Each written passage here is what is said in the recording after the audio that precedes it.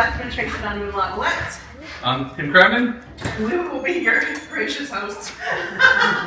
With any luck. We're going to start going down the table. If you could just tell everybody what position you're running from, a little bit about yourself. Running for,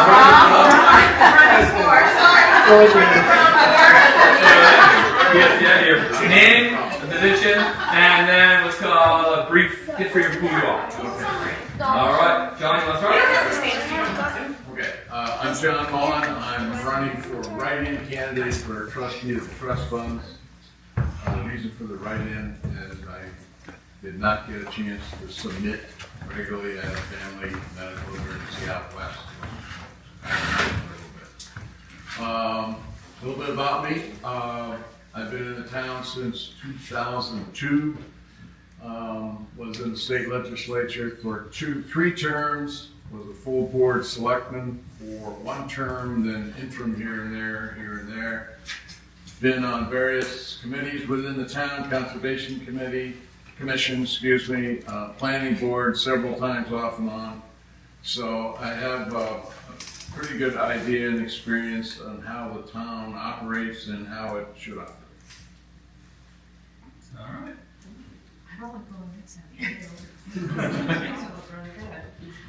Christine Maynard. I'm running for the 3-year position for the school board. I've lived in town for about 12 years now. I'm currently on the budget committee as a representative for the Sunrise Lake Village District, and also on the local lake association in my lake area. I'm Scan Martel. I am running for the 1-year term on the school board. I have a master's in educational studies from UNH, and I also have 13 years of experience at the University of Middleton in higher education. I have spent 5 of those years. I've worked with youth in K through 12 on STEM initiatives, and I also ran a high school internship program that was put on through UNH with, for various different schools. We've hosted tech camps and STEM events for students, giving them opportunities to, literally create a robot out of 11 markers, which is pretty fun. So I'm hoping that I can help bring some of that to our school and support our staff and our students in any way that I can. What was your first name? Samantha. You can call me Sam.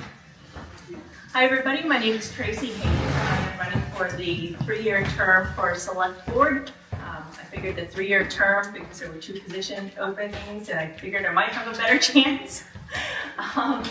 My background, I have my bachelor's from Dartmouth College, which is when I came to New Hampshire. I have a master's in organizational leadership and an MBA from Southern New Hampshire University.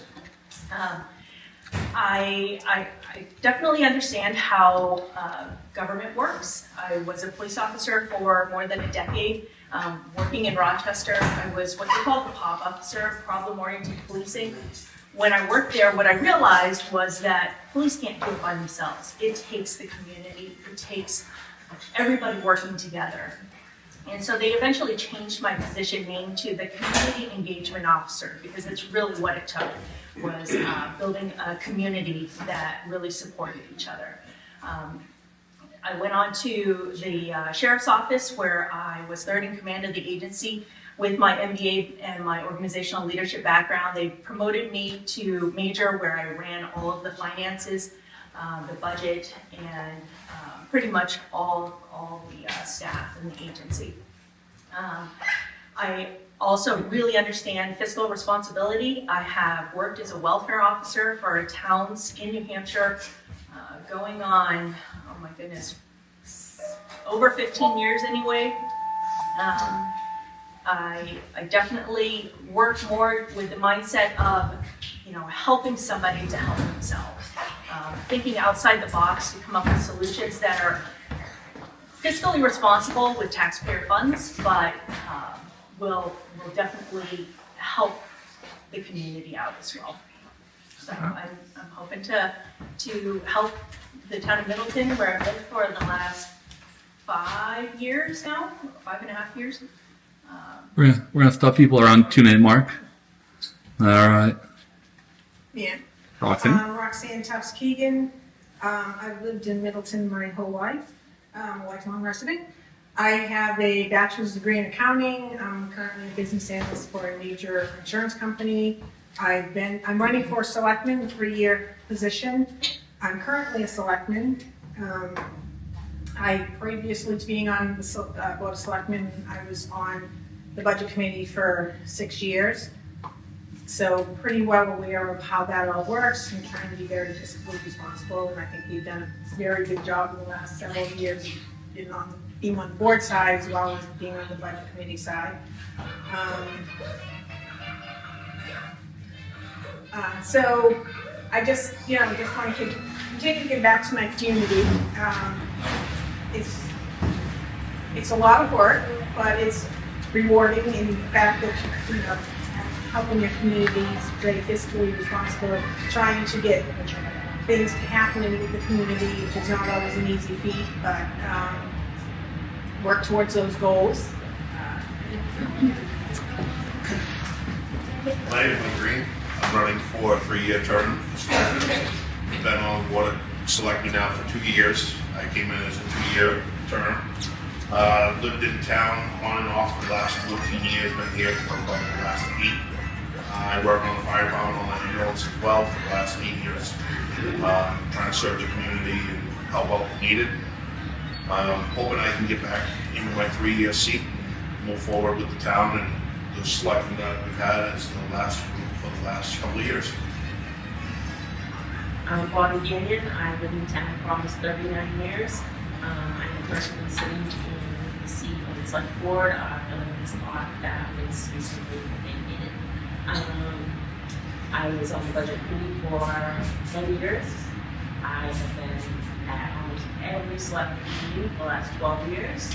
I was in the rec department back in the 90s. When my children were little. I'm currently president of the rec and I've been for the last few years. I've been on the conservation subcommittee. I have been trustee of the trust fund. I like being part of the town. I love this town and I want to see us continue moving forward. Like the board's been great the last few years and I'd like to continue being part of it. So you're running for selectman again? I'm sorry, for the 2-year seat. Good evening, everyone. My name is Heather Kremen. I'm running for one of the 3-year slots for the school board. I'm currently was elected in December, or put in December, filling Ken Gary's seat for the 1-year term. I am employed by the state of New Hampshire. I am a senior administrative judge. I oversee the Department of Health and Human Services appeals. What that means is I supervise staff and judges, and I also hear cases and write decisions. In addition to my professional experience, I also sat on a number of different boards and committees throughout my time. I was on the executive council of the Monmouth School of New England, when we were going to the school of Rochester. I sat on the Economic Development Commission for the city of Rochester, where we were going through the comprehensive rezoning process. I was on the New Hampshire Bar Association's Orbital Board, and I was the 2-term president for the Rochester Main Street Program, which is a downtown revitalization organization. I actually met my husband in our nonprofit work. So when we say that civic duty is something that's important to us, it's not just words, it is a code that we live by in our household and our family. And joining the school board for me is the next evolution in that living that value system and really putting that into action. And I've been honored to serve in that role for the past few months, and I hope to continue doing so. Thank you. And thank you all for your time and coming out tonight. I know you're all putting something else aside to be here, and I really do value and appreciate that you're prioritizing learning about us and what we're bringing to the town. So our plan now is for the audience to be able to ask questions. If you ask a question with a select board member, then we're going to let all the select board members answer the question. Everybody will get 30 seconds to answer the question. Same thing with the school board and the trustee of the trust fund. So, who has the first question? All right, go ahead. My question is, who's supposed to be sitting in my seat right there? Is everybody here that's running for positions? No. No. So who are we missing? We're missing Randy Tullel and Sierra Parnell. And Kelly's missing. And Kelly, yeah. Texted me that she got stuck somewhere. Oh. So, yes, unfortunately, there's a couple people who were not able to make it. Right. So what positions are they running for? Randy is running for 2-year select boards. Three. Three? Three, right? Two. Still? Two. Kelly is for the 3-year school board. 3 years. Yep. And Sierra, I believe, is 3 years, right? Budget. The budget? I'm good.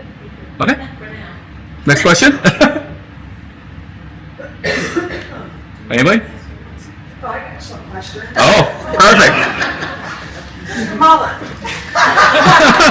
Why does she always pick on you? She put on a scroll. Expendable trust fund. It's an expendable trust fund. What does Middleton mean? What's it? What's the mean? One word answer. Organization and fiduciary responsibility. Okay. No, that wasn't just for it was. Yeah, let's go down Okay. More participation. More participation. I'd say I agree with that, more participation. More participation. I'm right near the ballpark, so. I'd say better communication and more transparency. Communication, More community involvement. community involvement. She just stole mine, yep. Oh, all right, that's all right. Community involvement. Transparency. Pardon me? Transparency. Transparency. I would say also communication, because that's how you get your communication. I got more questions. What's the not- best thing about living in Middleton? Why don't we start with Heather? So we moved here back in 2018, and I have to say I've been really impressed at the ability of the town to maintain its identity in spite of everything sort of going on around us. I really love that small town feel. I'm originally from New York City. I moved out of the city because that is not where I wanted to live and raise a family. And I find that what we have in this town is really wonderful and conducive to a tremendous family. So the rural living, yes. The lake. The lake. I know not everyone has that, but the lake is amazing. And I'm fortunate enough to live near it. But yeah, I like the small town feel. I grew up in a small town after moving there from a big city when I was 6, and I love small towns. I like being able to walk in here and know pretty much every face in here. But that's because you do everything. Yeah.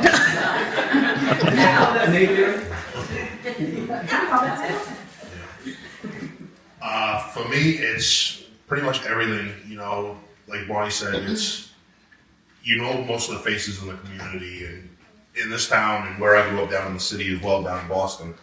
Not everyone comes out to everybody when they need help, and you constantly see posts around here about people asking for help that come out and help, and, you know, myself helping out on different things if need be done, and just a community partnership when the people in town really need it. Yeah, so I would agree, the small town community, obviously I've lived here my whole life, so I mean, I know, most like I walk in, almost everybody, or I know who used to live in that house, Kate, we just talked about. But I mean, it's the small town living and just, and it's great, there is good community involvement for certain things, which is great, and we just try to expand that, I think would be even better.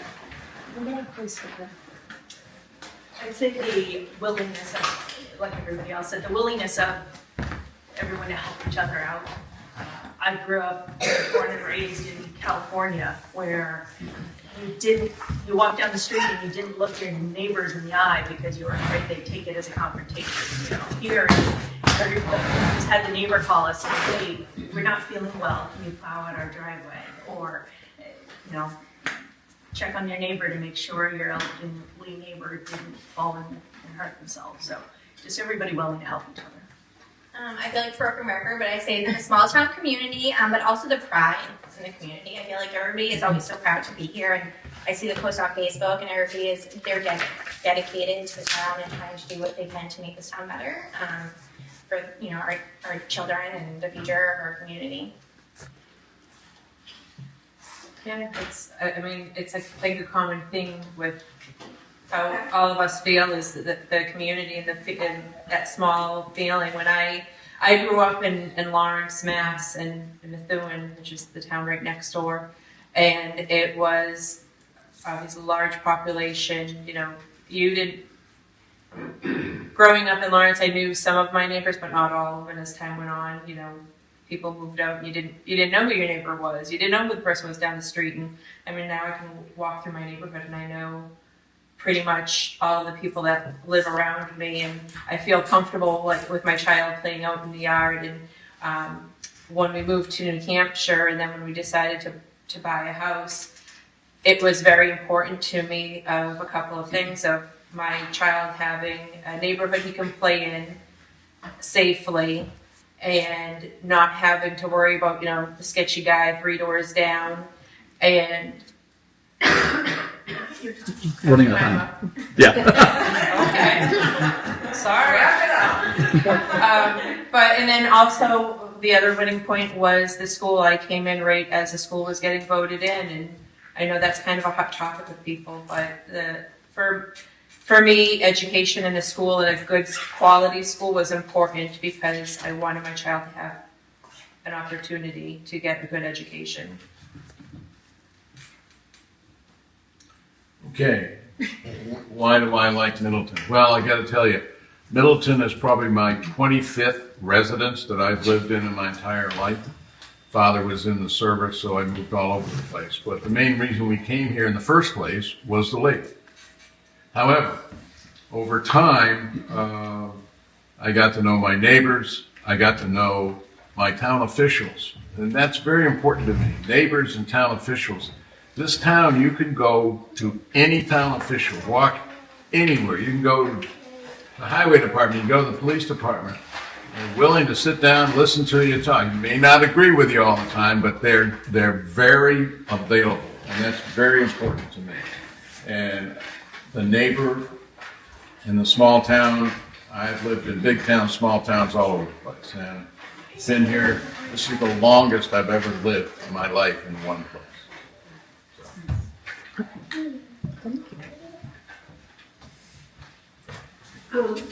This is for all of you. What do you see the future of Middleton? What improvements would you like to see change or stay the same?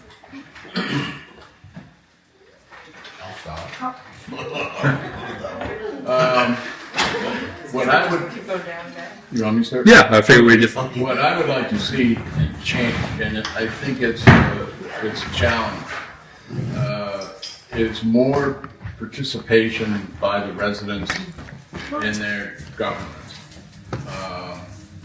We have a very difficult time filling boards to do the tasks that we need to do, and that does affect everybody.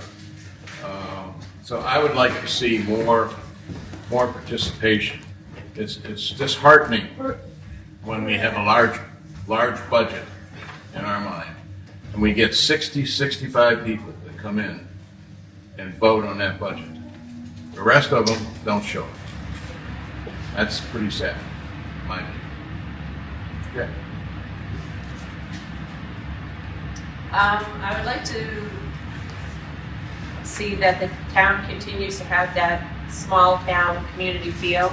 I don't really ever want to see it become overgrown, overpopulated. For changes, I would like to see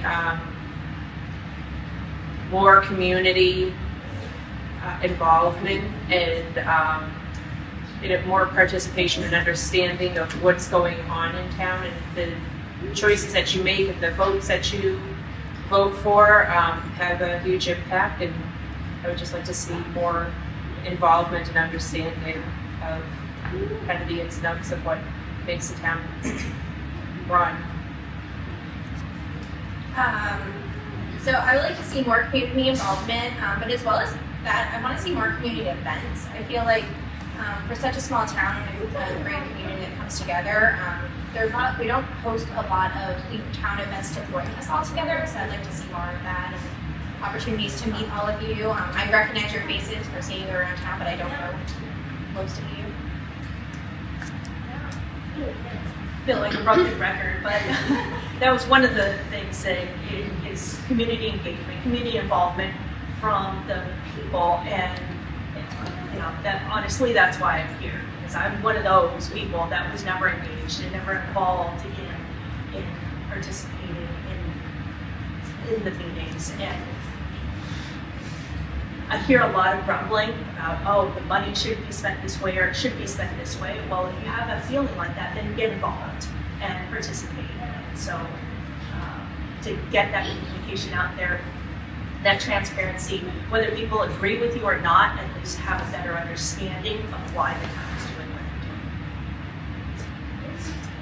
they're doing. So what I'd like to see from Middleton is to continue the small town feel with making the improvements that we need to do to keep the town running afloat, to keep like this building preserved, to be able to continue moving forward with other projects that come along and be able to be fiscally responsible, keeping in mind, the taxpayer when making any budget decisions.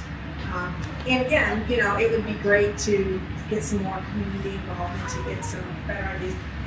And it would be nice to have more events that and take, hopefully we can get more people to come in and help out with that, because it's tough. Because when you go, it's usually the same 5 or 6 people who are running events. And hopefully by having these events, we can get some more involvement, and that would be great. But to kind of maintain the small town feel, but also being able to keep it as a status that's, like people would like to come in.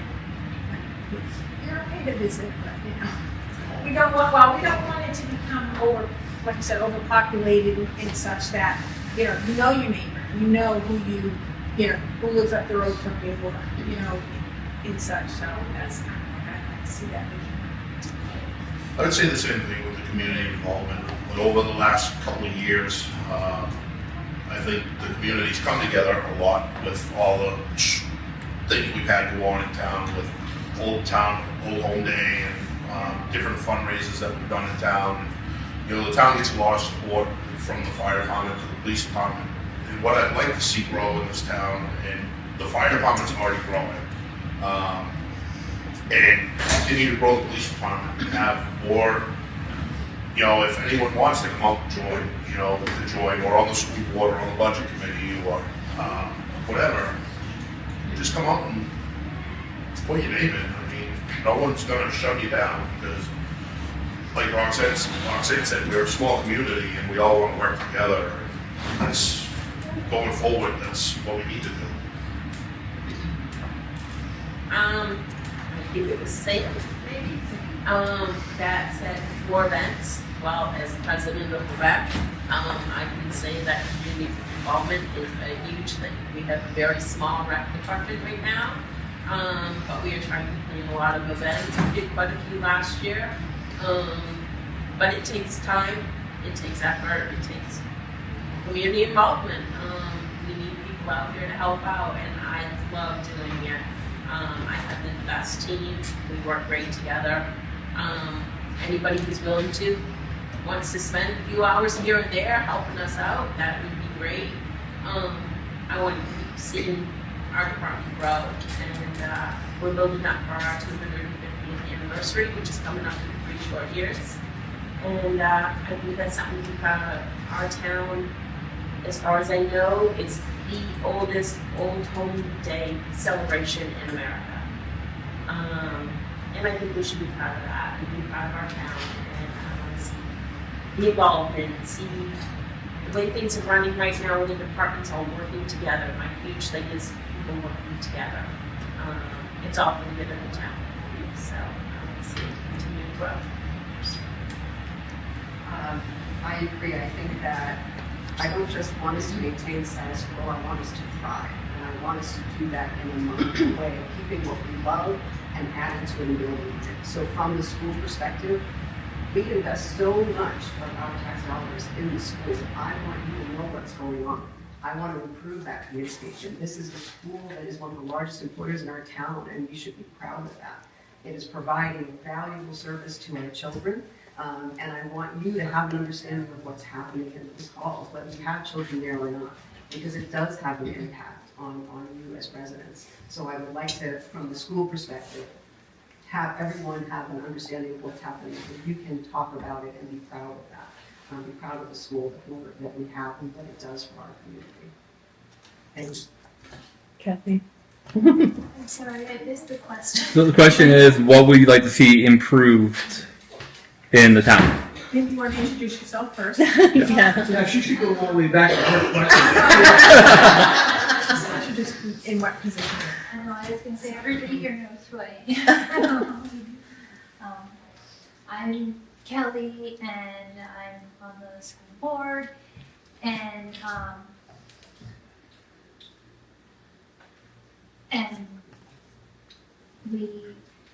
wanna repeat a lot of what Bonnie said, like, the recreation committee and the school board have all worked to do a lot of really fun things in town, and the community breakfast, and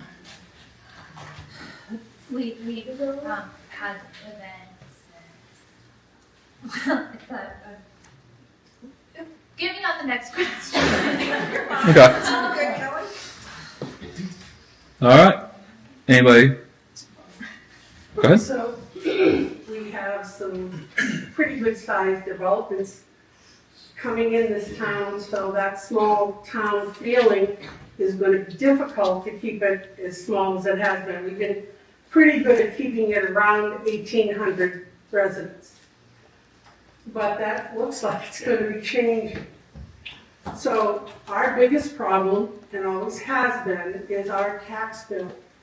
The taxes are high enough now where people who are retired, myself included, who made good money but now I'm on a very fixed income. And I want to stay in this town because I've been here over 40 years. And I'd like to know if anybody on this panel has any suggestions as to how we can maintain this town feeling, but something has to change as far as how we're going to be able to pay for the things that we want to do in this town to enjoy it. And, you know, it's been a problem for a long time, whether it be trying to get different businesses in this town. We're off the beaten path. I mean, it's not like we're someplace where people are going to actually say, oh, let's stop in Middleton. We just got on the map probably 20 years ago, I mean, maybe 10 years ago, but now things are changing.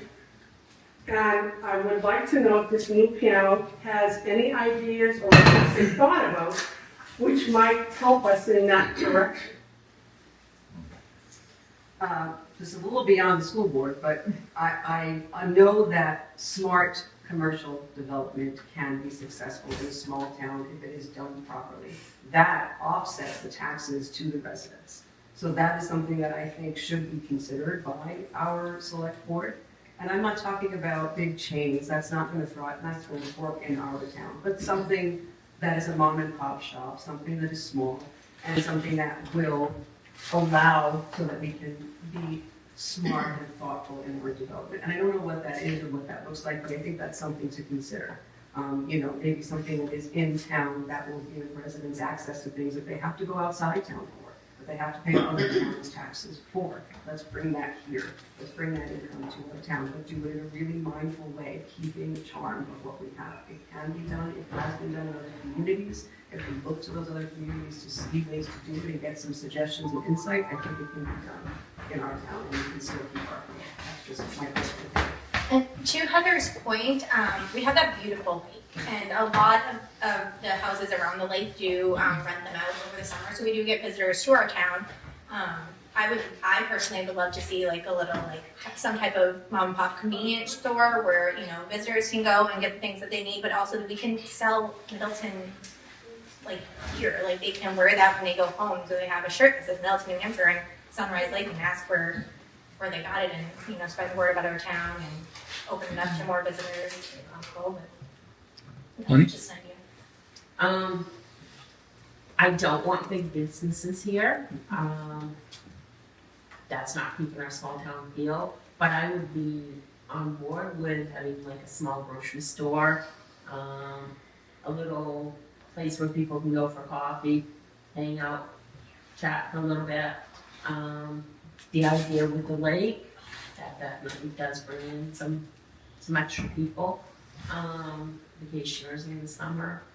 And it could be beneficial, but it would have to be in the right position, you know, the right place in town, and not someplace that's going to change the way we go our town. So I agree with Bonnie and Sam, the small town in Heather as well, the small town business in town. I got several friends that have Airbnbs in town, and people from out of state come, and like Sam said, it'd be nice to be able to give, you know, have something made, like a Middleton logo or something, or a sticker, or, you know, something like that. Someone can come in and get, you know, it's, because we are a growing community, and like you said, all the developments that are going in this town, some of them do have their own businesses that they're looking to expand on. There was one down on Ridge Road that they moved in not too long ago, where they sell bakeries out of their house. You know, they have it right out on the side of the road, so, and I've heard that they got good food, and I haven't tried it myself, but I know a few people who have, and they seem to be doing pretty well, and so if we can get something like that, or in town, then I think that'd be great. I don't disagree. It's a challenge to get a business, small business, large business, which there's no probably place for a large business to come into large parcels of land, because we just talked about that, Kate. But I mean, yeah, it would be great to engage some small businesses to come into town. But unfortunately, we don't offer the infrastructure as like water, sewer, and that type of stuff. So it is difficult, but I mean, certainly as a town, we're open to it. To try and get it to come in where it's gonna be, place it, that's difficult. And, you know, and we are a small town, and so we don't end up having like boards that's like, you know, that can go out in time economic development and stuff like that. So I guess, you know, in working with, potentially with Stratford County Regional, they may be able to add some advice to us to help us move along. You know, and to speak as far as the taxes, I think I'll speak from the town side. I think, you know, as far as from the board side, the operating budget, we have the 2% tax cap, so we do stay, you know, we are, you know, confined to staying with that. And we do I think as a board, we've done a very good job with keeping the town side down the last several years, 5 to 6 years. We can't obviously control the county tax or the state educational tax and stuff, but I think, you know, we do try and do our part on that side. Sorry. So, I agree with all the things that people have said. I love the small town feel. I love how we have things where everybody comes and everybody knows everybody else, and how we're able to keep things small enough that, you know, we can get a present for every kid at Christmas that comes to the rec department. I agree with Roxanne that it's really hard to keep things at it's really hard to keep things at the same level, and I struggle with the taxes too. Always, every single year, I'm like this close, but we also do our best to give all the services that we need to give, and even though they keep going up and keep rising.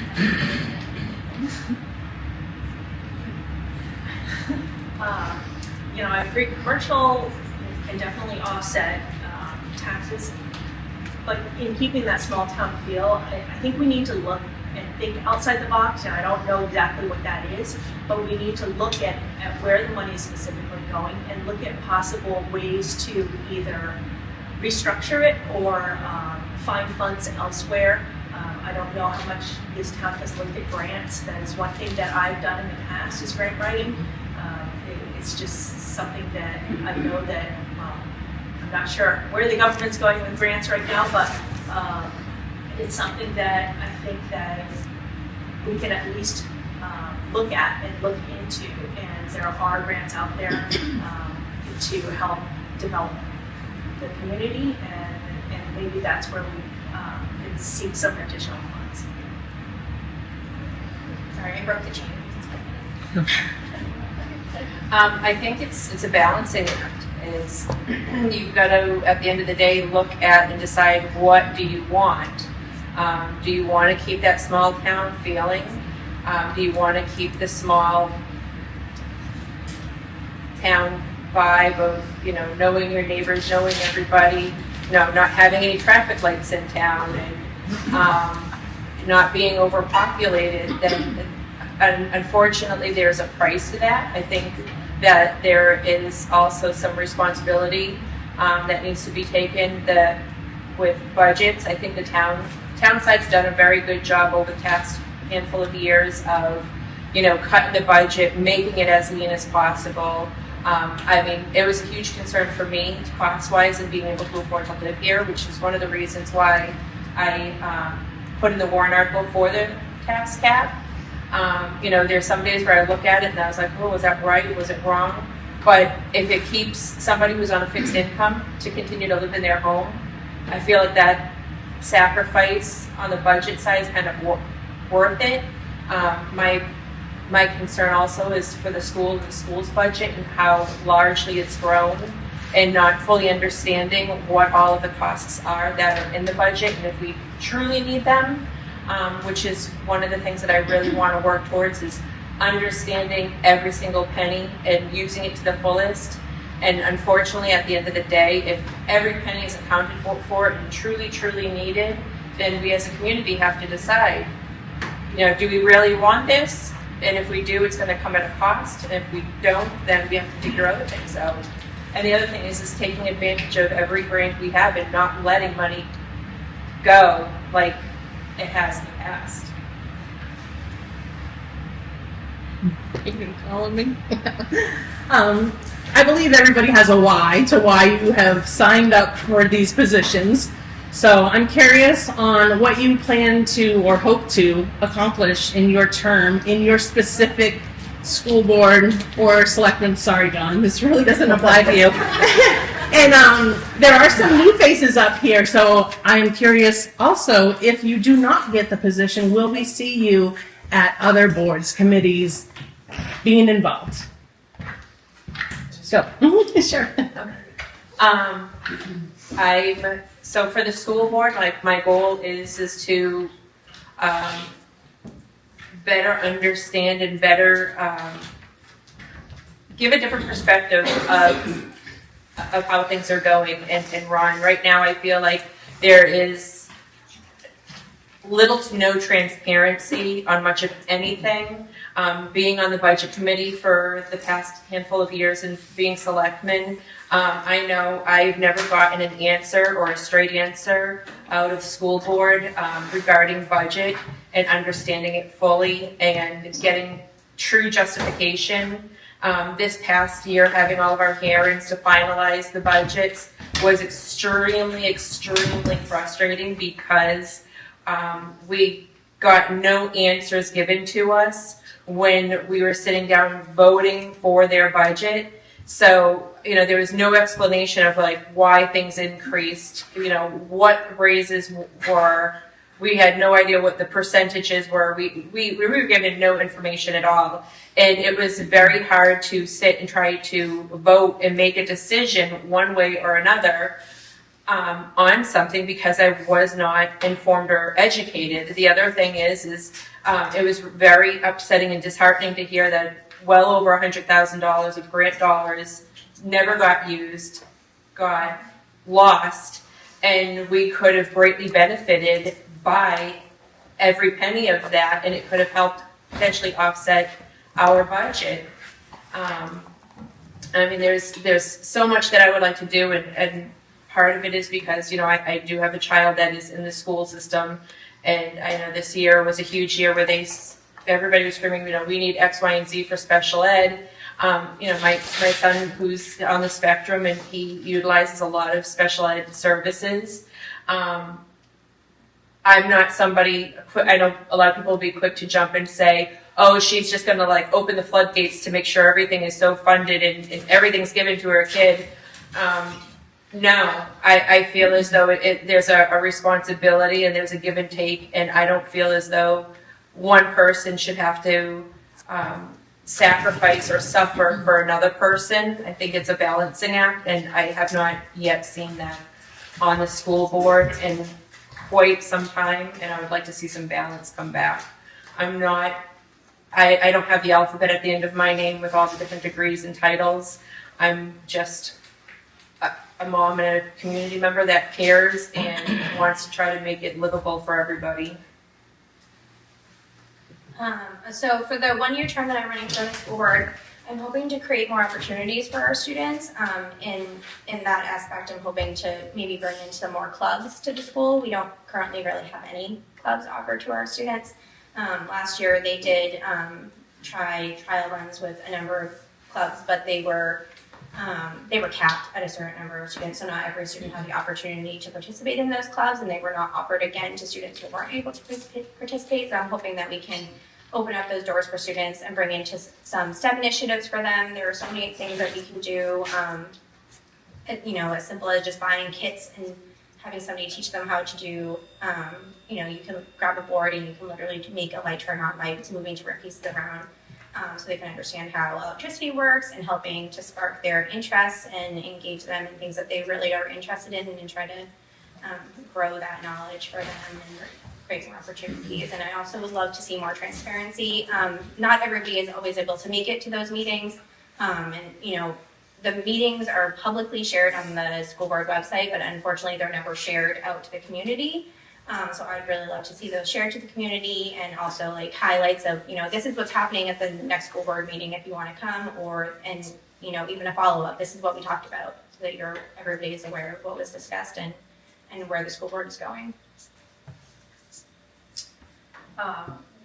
With my background in education, my education as well as my work background, and my background in building community engagement, I'd like to help people better understand where the money is, making sure that not only are we fiscally responsible, but to actually communicate that out to the community so that everybody understands what's going on, why it is what it is, and why we did what we did, and you know, whether they agree with it or not, that would be up to the voters to vote, but at least there wouldn't be that feeling of, I didn't know, or I didn't understand. So that would be a huge part of what I'd hope to bring to this community. As far as being in the meetings, while I haven't been to a select board meeting, I do watch them on when they're posted, the streams. I think I took my first step in actually helping the community out when I moderated the school board deliberative session. So I do hope to be more engaged and actually part of making this community better, and not just staying within my little group of you know, neighbors and friends. So to me, be a bigger part of impacting everybody's lives in a better way.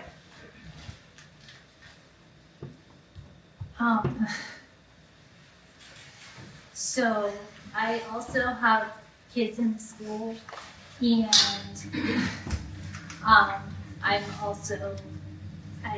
try to be involved with everything and do lots of different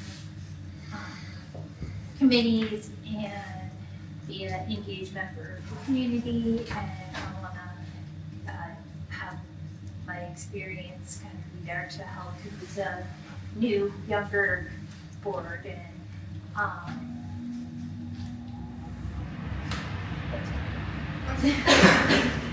So for me, I guess the why is a little bit, probably, there's a personal side to it. As many of you know, I probably related to probably half the town here. My family's lived in this town for probably over 200 years, so I find that I feel the connection, that I feel responsible, that I need to help the town move forward. And you know, I just think it's, I don't know, that's just my personal feeling as far as like, and I should say thanks to Joe Bailey, because I think he was the one that initially got it all started, got to get on the budget committee. And then, but since having been involved with that, it's just become a better feeling to say, you know, moving forward, we can do this in a better place, and I can look back and say, you know, it came from like my family, my dad's family, my grandparents and whatever. So that's just for me. I'm sorry.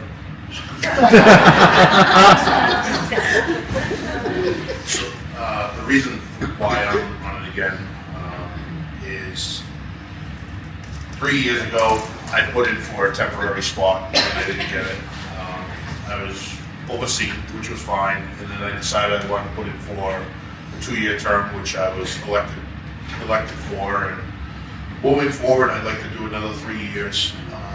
You look back at the years, the last 5-6 years, and you used to see all these faces in here for upset townspeople every Monday night for selectmen's meetings. And over the last few years, you don't see that. You see, you know, yes, and Tim does a great job putting it all on the web, and everyone still asks questions, but you don't get the community coming in here and beat you up every week.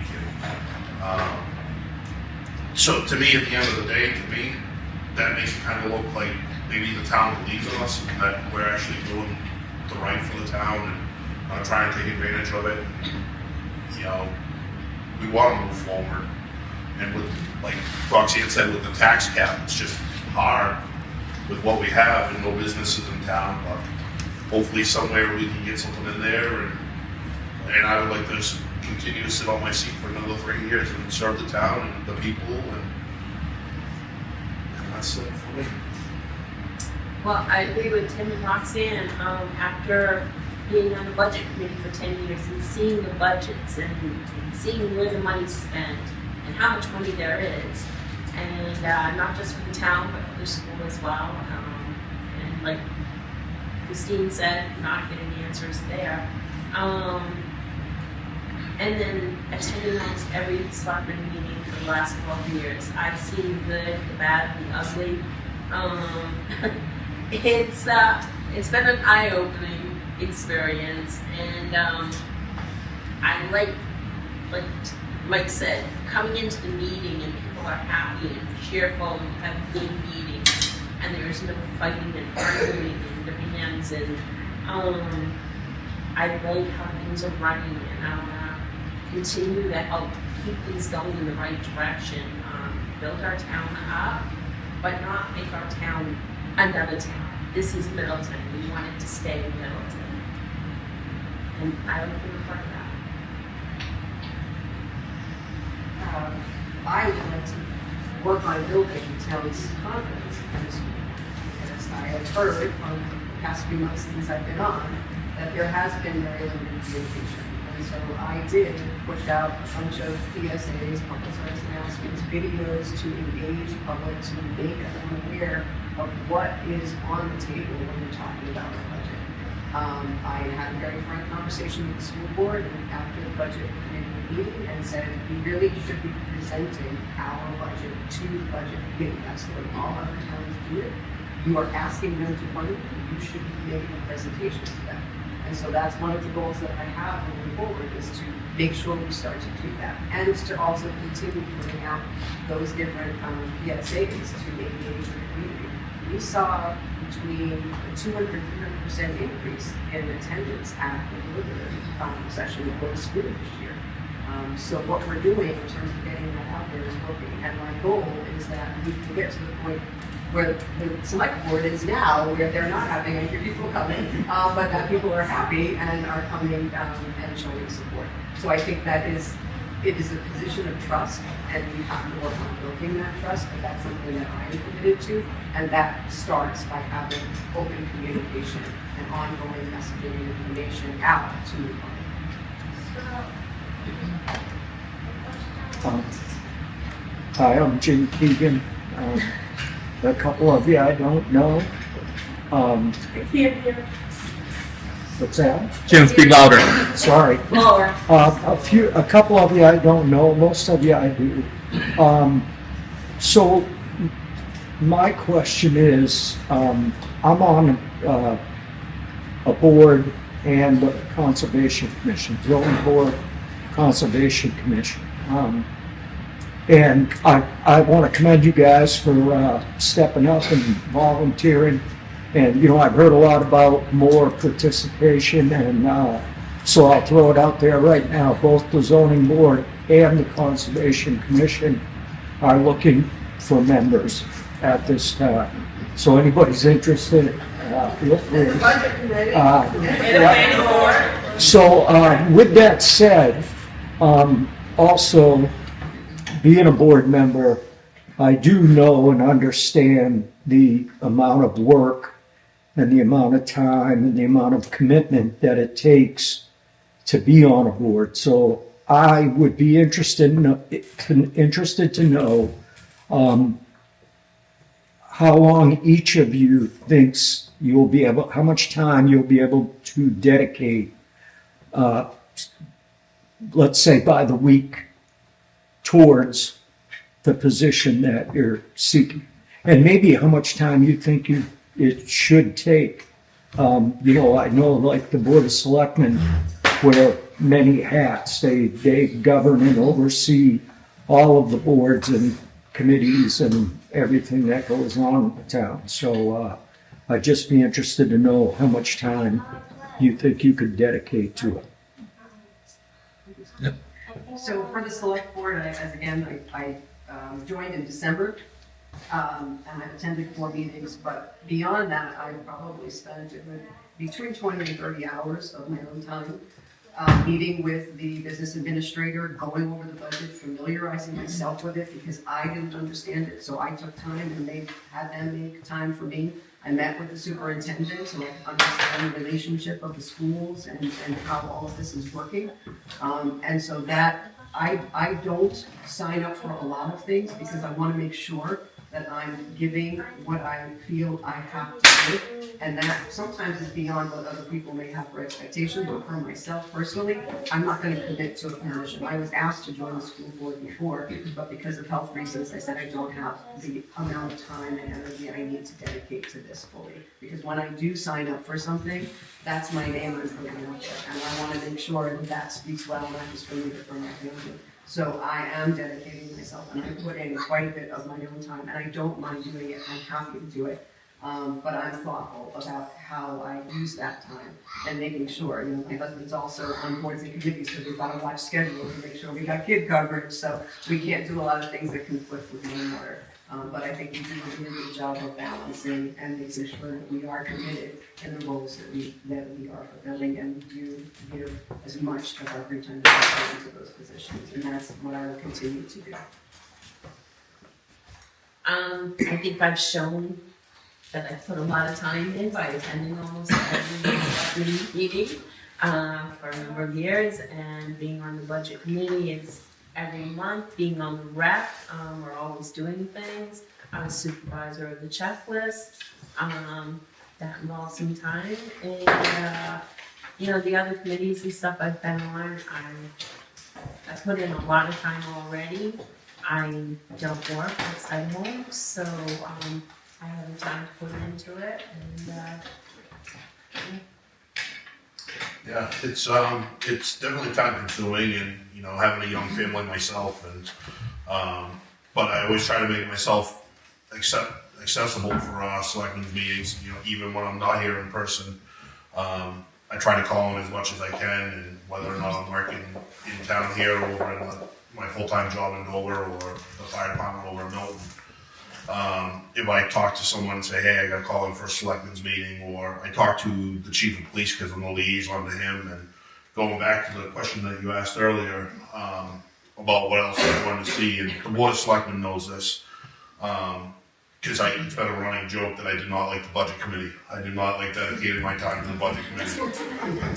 But after this last year and seeing the Budget Committee and how it is, it's actually I'm very intrigued. So I'm looking to work with the Budget Committee again this year and spend a little bit more time with them to make sure everything goes right. On camera. But it was a running joke between us because I did not like it. Mike, it's on camera now. It's okay. But like I said, in the last several months in attending their meetings, you can see that they need it, and I'm very well interested in it. So. As far as time spent, and you can find me in the town office every day, usually on during my lunch hour from my regular job, and then lots of times after that. I am the liaison to the planning board, so we meet that once a month. I am on the Tanglewood committee. I'm the liaison for the fire.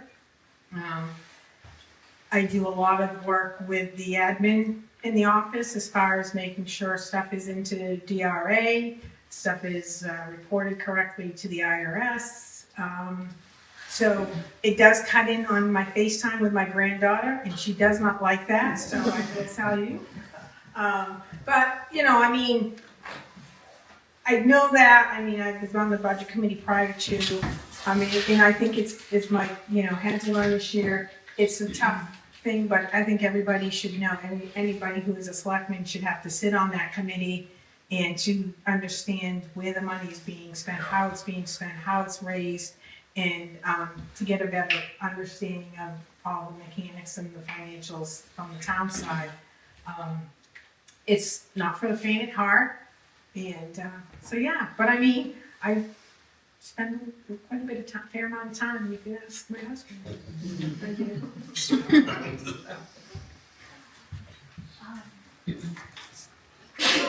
Really fast. I also spend a lot of time with the school board. I've done this for a lot of years, and I've been a liaison with the Governor Wentworth board, and I was on the teacher negotiation committee and the superintendent search committee, and pretty much all of the committees you can think of. So I am willing to spend whatever time it is. While I don't pretend to know how much time it takes for this particular position, I have served on many boards in the past, everything from Rochester Main Street to Community Partners, which I'm still on board for, to the Monarch School, to the Homeless Center of Stratford County.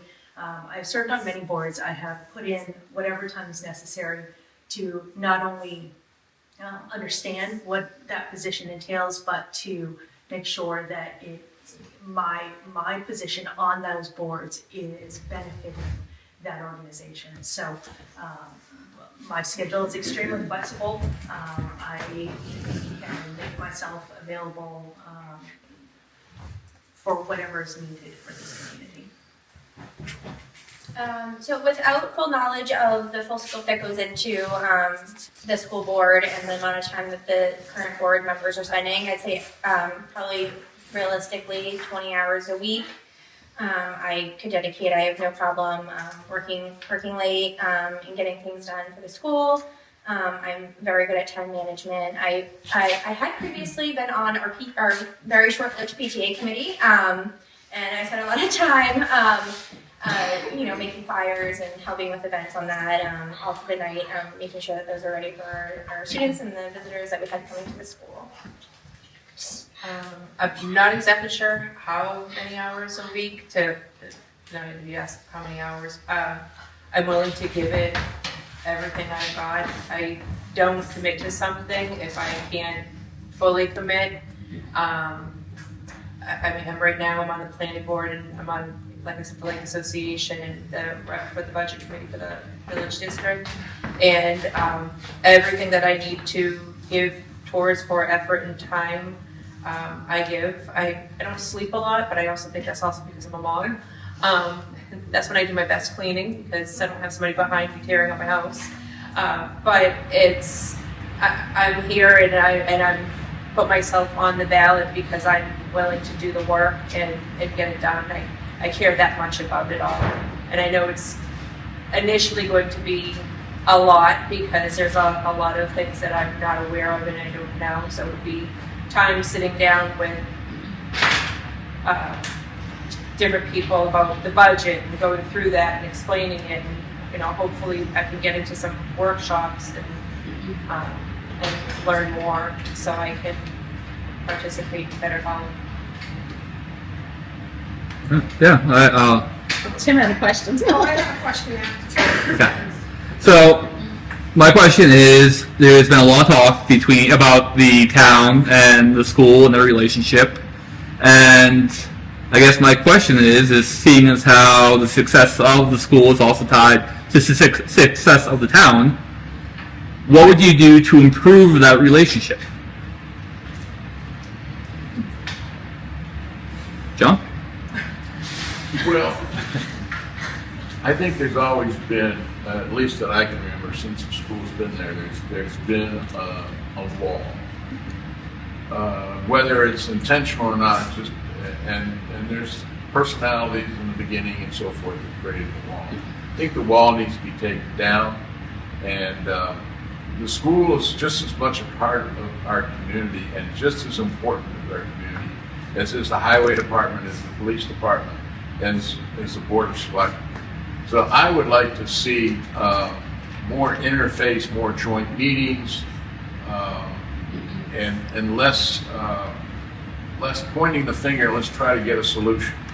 Remember, when I first became a selectman, there was a rift, and my philosophy was people would come in and say, "Well, my taxes just went up." Well, your taxes went up because the school went up. Taxes went up. Okay, so some of the members that I joined with on the select board said, well, it's all part of the community, we got to share that. I didn't buy that in the beginning. Separate entity. Now I've changed my philosophy over the years. We need to get together.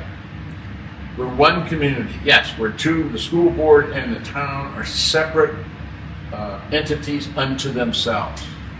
But we live together. So my philosophy is take the wall down, get together, share our problems and try to find solutions where we can meet common ground. That's what I really would do. Kind of just piggybacking off of what John said is it needs to be a team approach, and it's one. It's not an elementary school or a school that's in Middleton. It is a Middleton school, and it is our part of our town. It's part of our community. People that didn't want to hear, I hate to say it this way, but it's here, and we need to make it work for many different reasons. I think, I've heard people say in the past, well, we'll just vote it out and get rid of the school. Well, that's not going to fix a problem. I think it's probably going to make it cost more. I think we just all need to kind of put our differences aside, come together and sit down.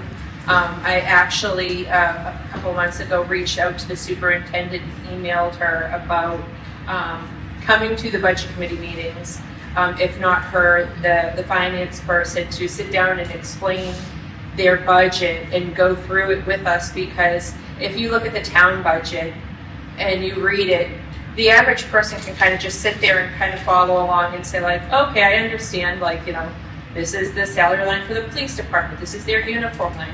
But when you look at the budget for this school, it is very overwhelming, it is very cumbersome. And you just look at it and all you see is dollar signs, and it's kind of anxiety ridden, because at the end of the day you look at that bottom number and you're saying, how is that going to impact me? So I think more of not they're us and them, it is us, and getting together and working and being adults about the whole situation for the benefit of our kids and for our community. So with the possibility of the school growing, with more businesses coming in and the developments that are coming into town, I feel like it is very important for the selectmen and the school board to work together to try to figure out how to resolve the size of the school and to try to figure out how we can expand and grow. But in addition to that, I think it would be wonderful for the community to see what the school is doing by having like a community open house for the community to come in and see what those students are doing and what they're working on and the great things that they're doing at the school. I think it's an issue of communication, understanding, and trust. So you have to build that communication first, like everybody said. Break down those walls. It's not you have kids versus I have no kids, or kids versus taxes. That doesn't help. None of that helps. Right? Voting doesn't help. Let's all get together, understand where it's going, understand where it's coming from, and once you understand whether you agree with it or not, at least you can say, hey, at least I trust you and I know that this money is going here, and that'll build that teamwork.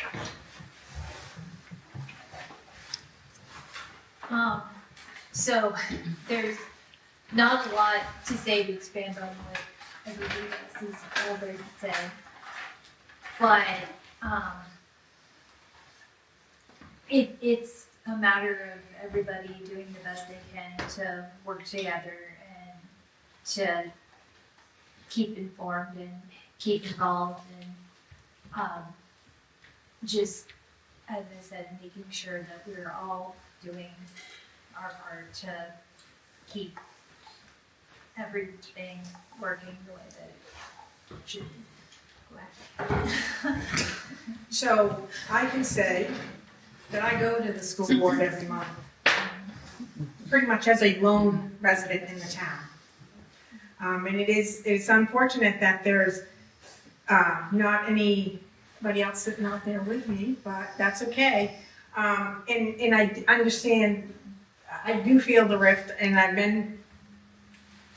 seen it for the past number of years, and I've asked the question several times, and I don't understand why, when there was the PTA or what, in Gatwick County, and the PTA would do a breakfast with Santa and the rec would do a Christmas. And I'm like, why do we do two separate things? Why do not we do something together? Good. But I was not involved in the rec, and I was not involved in PTA because my kids are fully grown and whatnot. And I can't be on another board, I guess. But I mean, but it's unfortunate because I can tell you at the school boards, typically they have a presentation by grade level usually every month. They have one scheduled. And, so the parents will bring their kids, the kids will present to the school board and present to whoever's sitting in the audience, which is their parents and me. But I mean, and they kind of give you an overview of what they're going over in the classrooms. I mean, so I think it would be great just to even get the participation to go to a meeting. But yes, I think there needs to be more engagement between the two, and I don't know if maybe that starts with kind of activities with the school and our rec, because I think that's the easiest bridge to cross first. I have asked it in the past, and so I guess maybe we'll keep asking it. Now I'll talk to Heather about that afterwards. Yeah, it's what everyone else said. But I think with our school, it doesn't get utilized enough as it should, with people that live in town and pay for it and get to go in and see the inside of the school and what's being done there. On off hours, and I know this past year we opened it up to the different elections and all that stuff, and people get to go in and look to see what the inside of the school looks like, where a lot of people in town don't know what it looks like. Like Roxanne said, she doesn't have kids, but she's there all the time. And I just think if we could do more with the school and work, I know Karen's down there quite a bit, and if we can reach out to her and come up with something, some ideas, activities, like Sam said, like everyone else said, I think it wouldn't be that bad. Well, Roxanne kind of touched on where I was going. Unfortunately, the PTA is pretty much kind of ending as I took over with the RAC. But we have done a few things after school, and we wanted to use the school. Unfortunately, we've been told no. Even though we were told when the school was built that, hey, the town's gonna have use of this, we have been told no.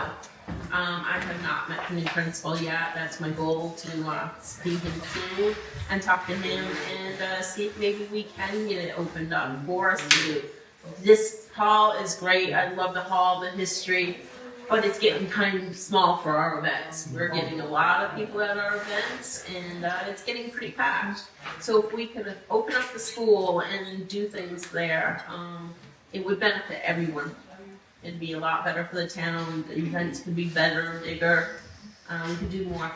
So that's kind of my goal, to get that working. I think John hit the nail on the head when he let us off with that. I think that all of these are wonderful ideas, and I am excited at the idea of putting those into action.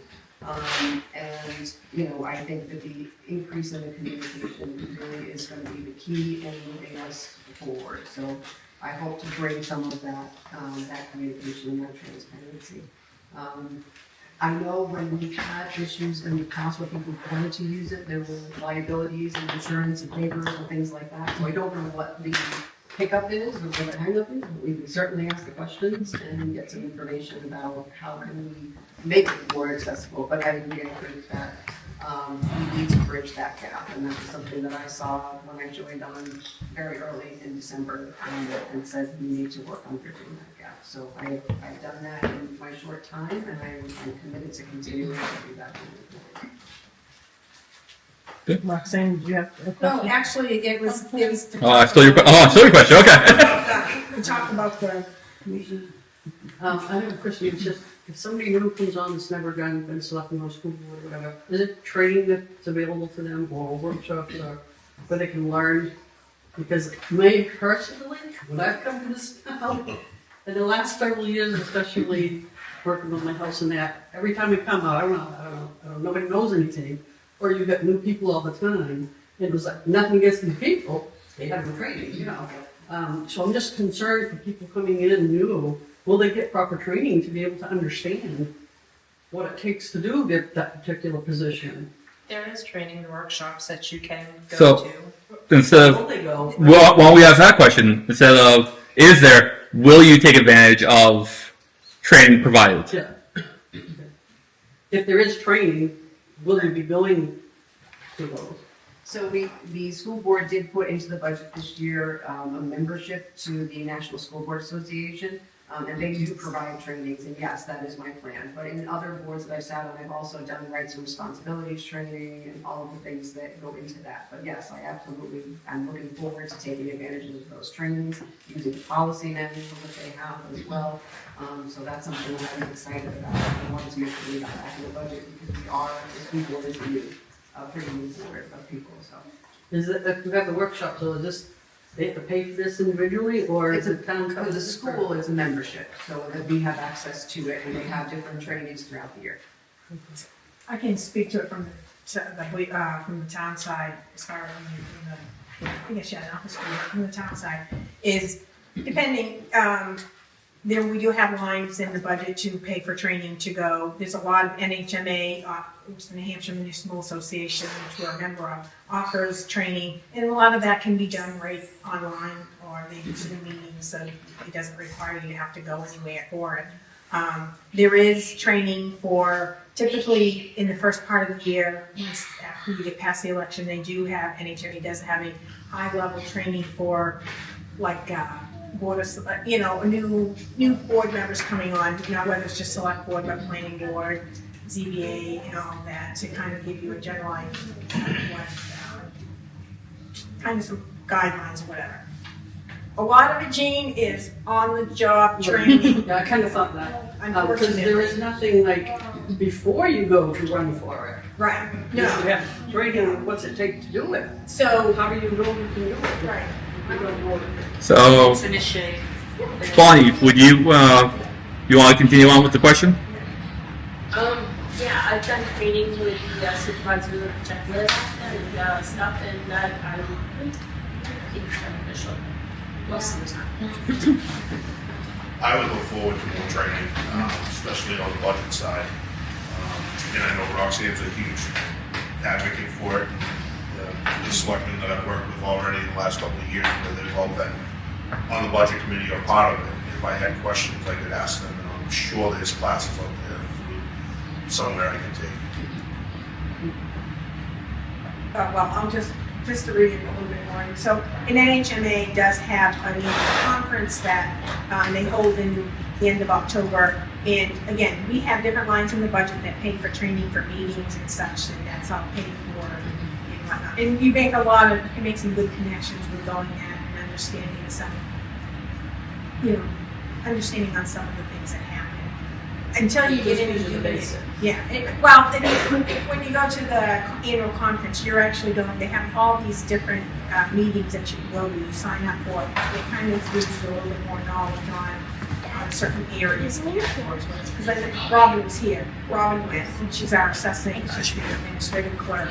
She did a lot of, assessing classes. She did a lot of assessing meetings. Kind of get folks with information and knowledge. So that's kind of.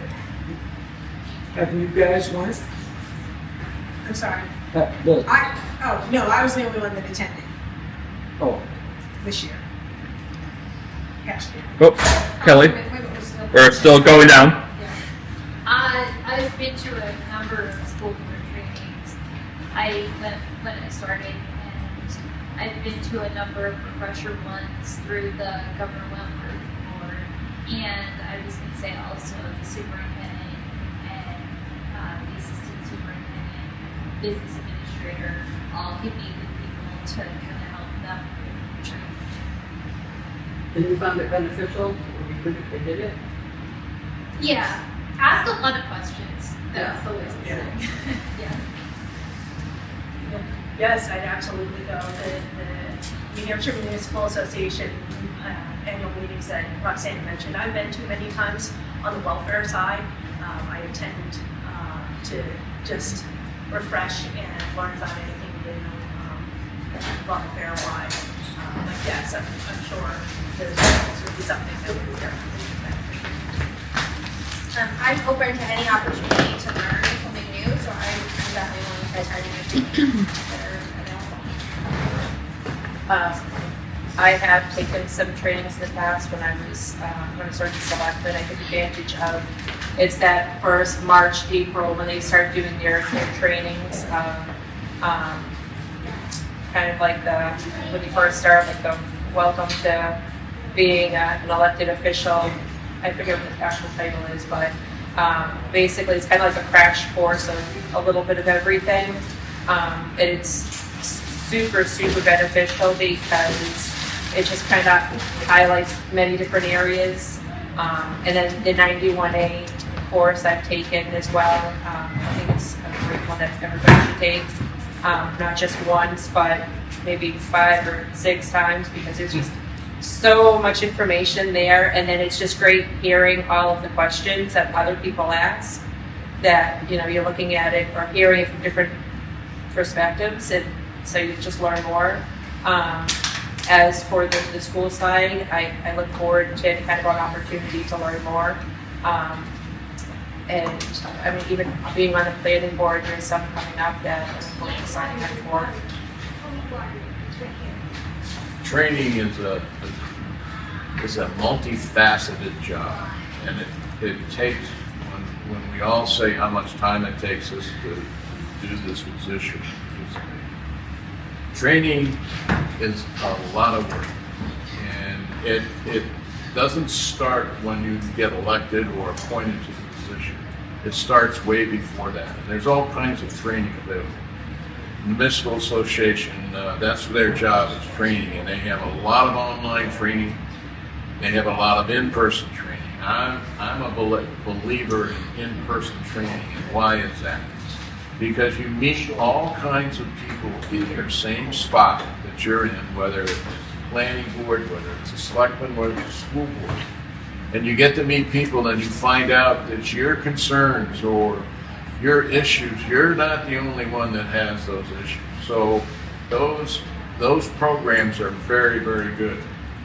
Also, there's a tremendous amount of information from the state on various positions in terms of rules and laws that's readily available. You just have to dig. And of course, then there's the search engines that are available. You can go and plug in, like, what does a selectman do? Or what does a councilman do? What does a planning board do? It just comes up. So it takes time to get yourself in a lot of reading time. Over the years, my time not only was spent at meetings, but researching, looking up laws, looking up procedures, what do other communities do? So that is just as important. And thank God that you, as taxpayers, provide some budget resources for the board members and the commission members to attend these meetings. Very, very important. Thank you.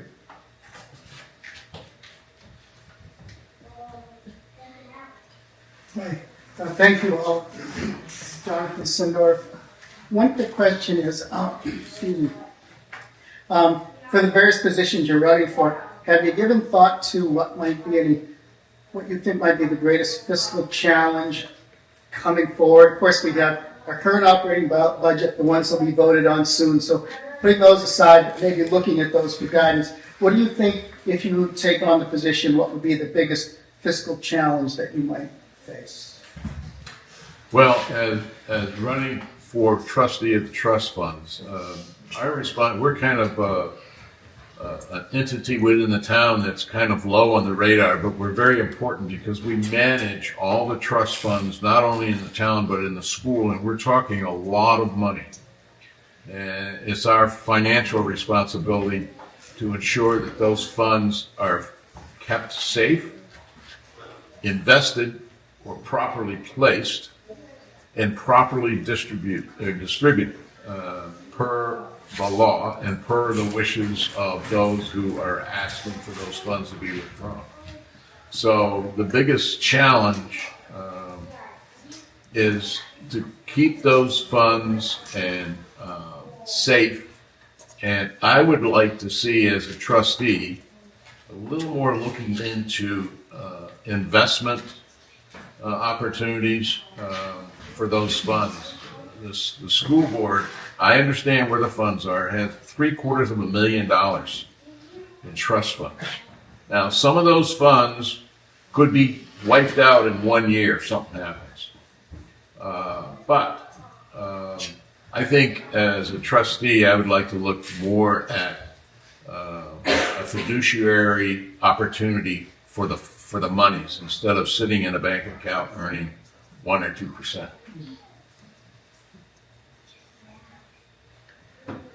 So challenges with the budget, you were saying? So I think it's a matter of, first off, everybody getting on the same page and understanding the budget for the school side, and going through and doing the checks and balances of, do we really need this, or can we cut back a little bit? My concern is over time, if this school continues to grow in population, which it has been, that our budget's going to get to the point where we are not able to sustain the school and afford to run the school, just because it will tax the townspeople to death. So I think until you get in there and you really sit down and scrutinize and look at every number, I'm not entirely sure, but I have concerns about us just getting to the point where the budget just becomes so out of control that we can't afford to keep things going. So for the school board, I'd say like maintaining for the growth of the school, the possibility of the school growing, trying to keep the school successful, but also I don't want to eliminate grade. There has been discussion about eliminating grades from the school, and I'm hoping that's something that we could avoid. But with the growing town, understanding, well, that might not be manageable, but trying to determine how we can determine that in the budget and what we can do to expand our school and make it better for our students. I think the biggest challenge that, when we think of a challenge, is our taxes increasing. But I think our biggest challenge fiscally is going to be seeing if we can find funds elsewhere, seeing if we can find any federally available funds, any funds in a different way, maybe thinking outside the box to help keep our integrity and keep everything running smoothly, allowing it to grow, but not putting all of that burden on property owners. So, what I was going to say is we're always walking the tightrope because the costs are going up for all of our employees, our teachers, our paraprofessionals, our everybody that works in school, substitute teachers, and you just had the teachers unionized for the first time this season. So the costs are all going up for our employees, and the costs are all going up for the taxpayers. So there's this balancing act of trying to pay them enough so that they won't leave, but trying to costs stay down enough that we can afford to pay them. So I guess that's the biggest challenge. So what I see for the biggest challenges is having monies to pay for incidental, I don't say incidentals, but such as, I'll use for an example, over the municipal building, our boiler broke. We had to have it replaced. We were fortunate enough that we still had ARPA funds that we were able to pay for that. We do not have a CR set up for the municipal building. That building is getting to be older.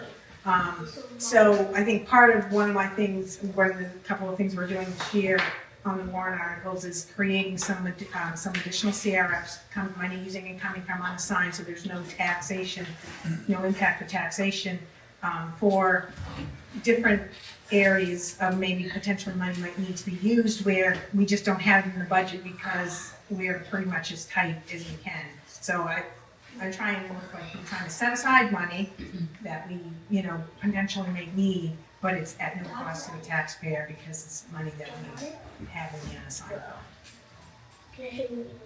I think working with the school department heads, departments, trying to see where their budgets are a little earlier in the year, see if we can stop spending if we know we're gonna go over that.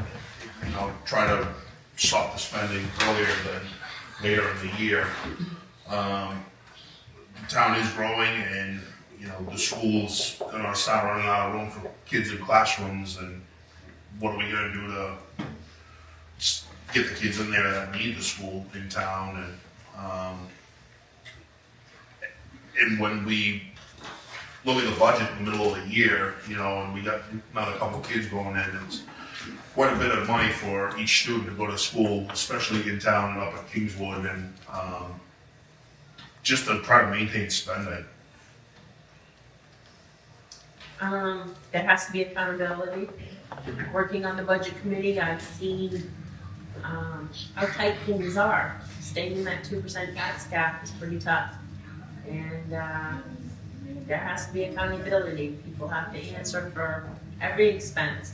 And that's not just for the town, but for the school. And because the school has been so difficult to see in their budget, even though we've asked question after question after question, I'm hoping that somehow, with new people getting in, maybe that we can see that budget better and see that those expenses aren't being wasteful, that we can keep on top of it and best we can. There are many fiscal challenges that the school board faces. So I'm just going to focus on one that I think is something we can look at and deal. We recently had the paras come before us and ask for additional rates of pay increase, so that they've done historically. All of them are part-time. None of them have any benefits or anything like that. And so one of the things I would like to do is to look at what the true need is, have some sort of a study done. What is the true need in the school for paras? Can we make any of these full-time? Can we provide some benefits to some of those? And how can we do that in a structured way moving forward? So when I look at what are the challenges that they are, okay, what do we need to be looking at? What do we need to be thinking about to address the issues so that we're not doing it this and that here and there, but we're being proactive and that we are having a really thoughtful and strategic approach to how we're going to handle these things. And so that's just one that I'm saying, the two ones on the board. I know there will be other ones, but I think that if we are looking at things down the line, in 10 years ahead, when we're starting to do these plans, we can put things into place that will make sense and that will minimize the impact on the town. When I make decisions as a school board member, I check all of my personal political needs, all of my role as a mother, I check all of it, and I approach it like a decision on the case. And I hear all of the evidence, and I say, ask myself, what is the benefit to the children? What is the effect on the school? And what is the impact to the town? And I think about that, and I ask myself these questions before I make a moment or I make a decision on anything that's coming before me. And that's just my process, and that's the way I look at things and challenges and listening to questions about transition. That's my decision process, and that's what I would bring to the fiscal challenges and fixes.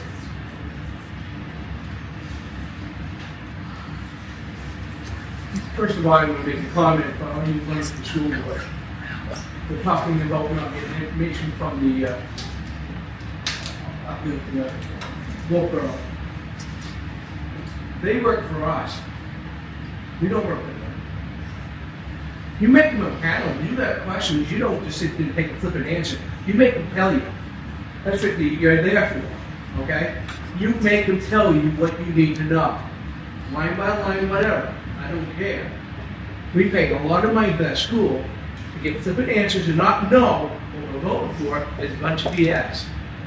Number two is for the people in the board and select board who's running for that.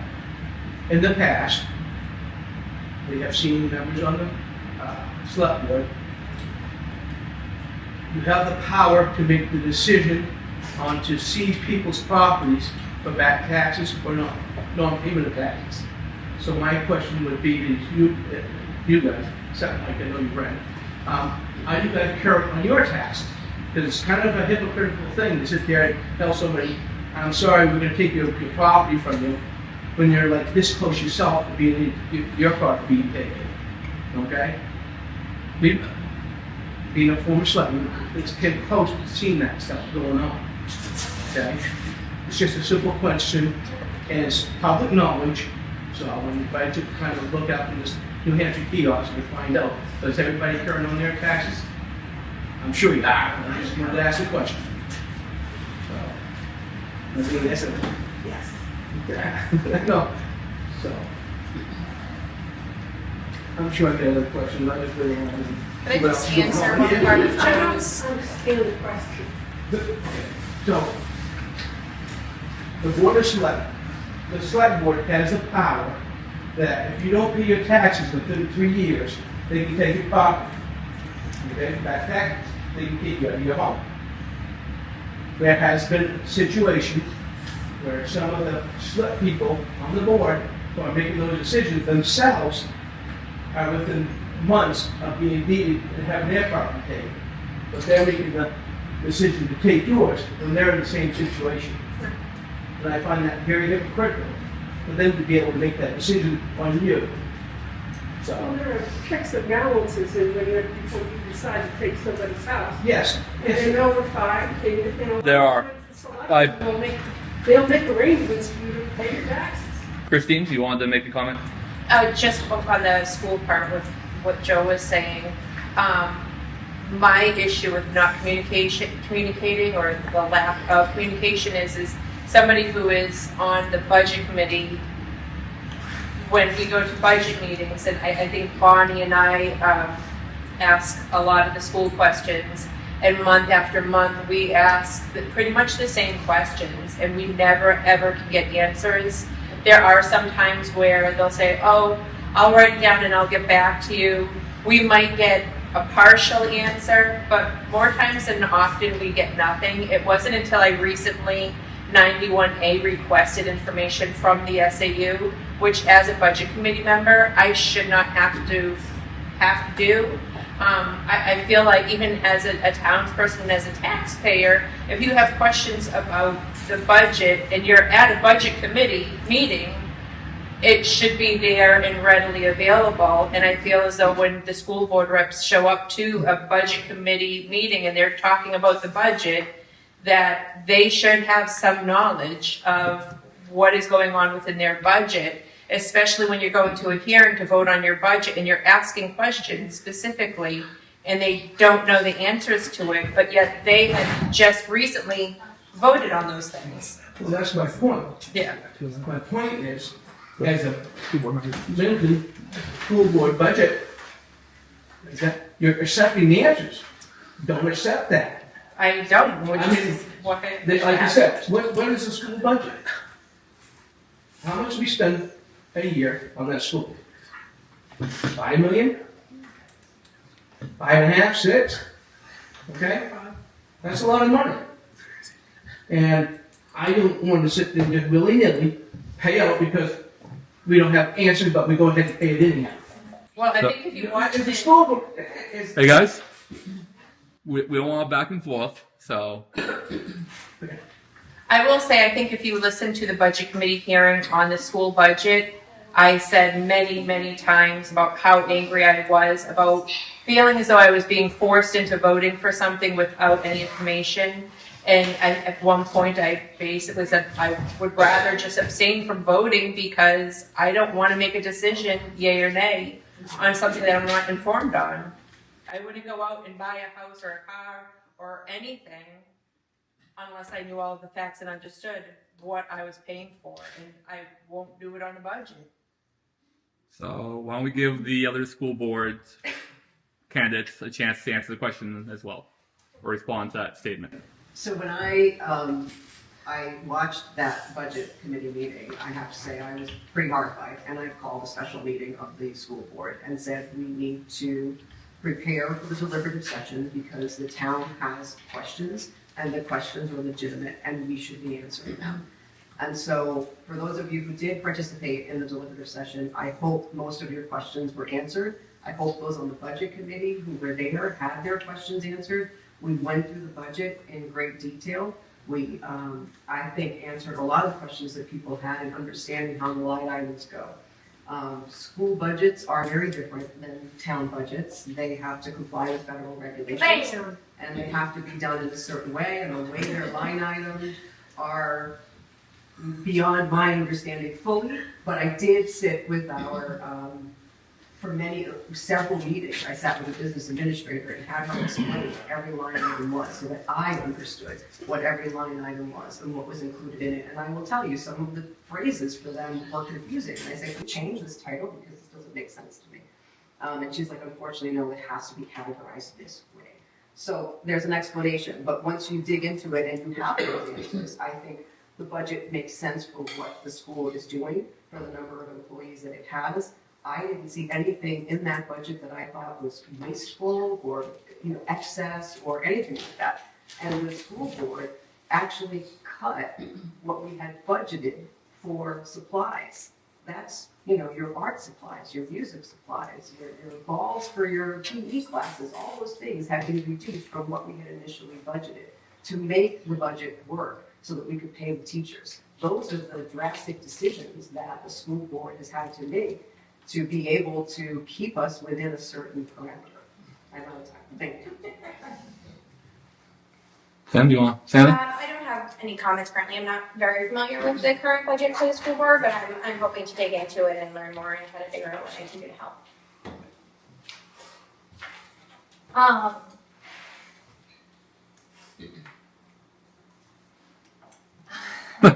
I was not able to see the budget committee hearing on school board. So I've only heard about it secondhand, so I don't want to say too much, but I agree with a lot of what Heather said, that we make a lot of difficult decisions and we really do look at all the lines and we do ask a lot of questions about what is in all of the lines. And we really try to make the most responsible budget that we possibly can. And the last, number of years, we always have tried to keep it as close as we can to where it was the previous year.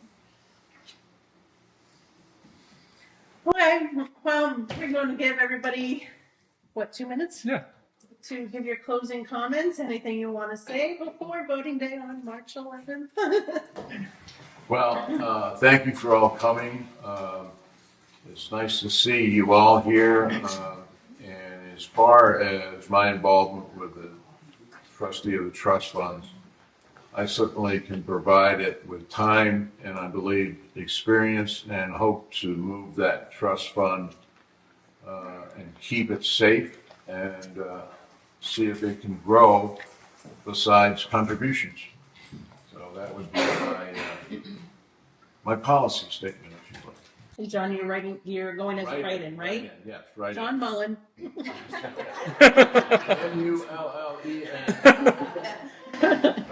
And I appreciate your vote. Thank you.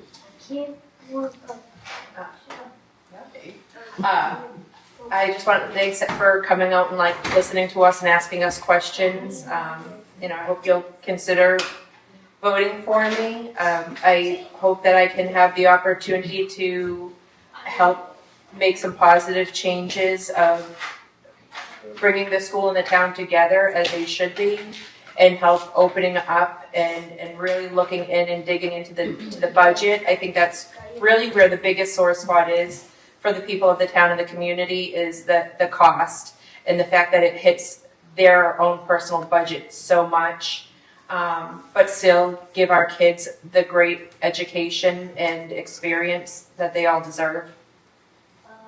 I want to thank you for the opportunity. I'm very excited to be more involved with the town, and I hope that you'll consider me for the position. Thank you all for listening to me. I'm hoping to bring my education and my experience to help make this town better and more open and more communicative and keep that small town feel. And I look forward to the chance to be a help. I just want to apologize for being late, and I'm happy to see you guys, and I am so bad at this, so So thanks to everybody for coming out, because this is probably the most people we've seen at a meeting lately, which is great. But hey, we're not complaining if you show up, and you don't show up because maybe you're not disgruntled. But I just look to continue, going through the journey of the selectmen for maybe another 3 years, hopefully, if you elect me. I think we've made progress in the last 3 years. We have a great board, and hopefully I can continue to add to the board if you so choose to vote for me. The same. I'd like to thank everybody for coming out tonight and taking their time, and I look forward to serving the town for another 3 years. If everyone votes for me, then that'd be great. If not elected, then maybe I will take a spot in another position in the town and try to further my. On the budget committee, right? You never know. Yeah. You never knew I was going to become a selectman either. Thank you all for coming out.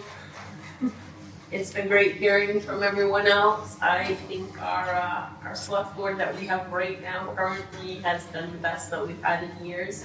And I think we need to keep it all like it is and keep it going in the right direction here. And for anyone who doesn't want to sit in this capacity, the rec is always looking for new members. And yes, thank you again for everyone for coming out. I'm looking forward to being able to build on the work I've done in my short time on the school board. I hope that I have answered your questions tonight, and I'm grateful for you for participating in this process that you're as we want to. Thank you. Tim, do you want to tell when voting is? Voting is March 11th, 7 to 7, right here. Thank you. And then the annual town meeting will be on the 15th. That's right. Thank you all. Thank you for coming out. Thank you, everybody.